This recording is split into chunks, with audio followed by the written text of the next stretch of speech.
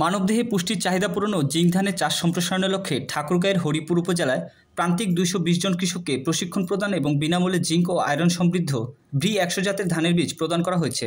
মঙ্গলবার দুপুরে RDRS বাংলাদেশের আয়োজনে আন্তর্জাতিক খাদ্যনীতি গবেষণা ইনস্টিটিউট হারভেস্ট প্লাস প্রোগ্রাম রিঅ্যাক্টিন প্রকল্পের আওতায় উপজেলার গেদুরা ও আমগাঁও ইউনিয়ন ফেডারেশন কার্যালয় মাঠে অগ্রণী কৃষক প্রশিক্ষণ ও বীজ বিতরণ প্রোগ্রাম অনুষ্ঠিত হয়। এ সময় প্রধান অতিথি হিসেবে উপস্থিত ছিলেন উপজেলা কৃষি কর্মকর্তা রুবেল হোসেন। বিশেষ অতিথি ছিলেন উপজেলা অতিরিক্ত কৃষি কর্মকর্তা মানস কুমার রায়।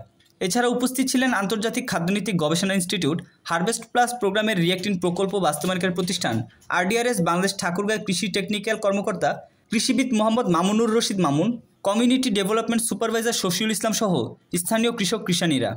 অনুষ্ঠানে অতিথিরা মানবদেহে জিঙ্কের উপকারিতা, অভাবজনিত লক্ষণ ও জিঙ্কের ঘাটতি পূরণের উপায় সহ জিঙ্ক এবং আয়রন সমৃদ্ধ ধানের বিভিন্ন জাত উৎপাদন প্রযুক্তি বিষয়ে আলোচনা করেন। সুস্থ সবল ও মেধাবী সমাজ গড়তে দিনে একবার হলেও জিঙ্ক সমৃদ্ধ চালের ভাত খাওয়ার ও জিঙ্ক ধানের চাষ বৃদ্ধি করার পরামর্শ প্রদান করেন।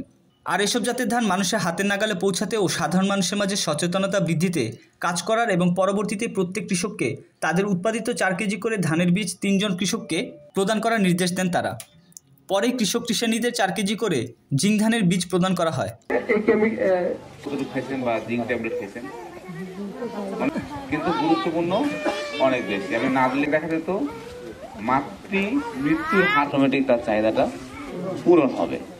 ঠিক সমাধান হয়েছে। এই জন্য জিঙ্কের চাহিদাটা পূরণ করার কি দরকার আছে এর মধ্যে আছে। এখন আমি ঢুকে রাখে দিলাম, আপনি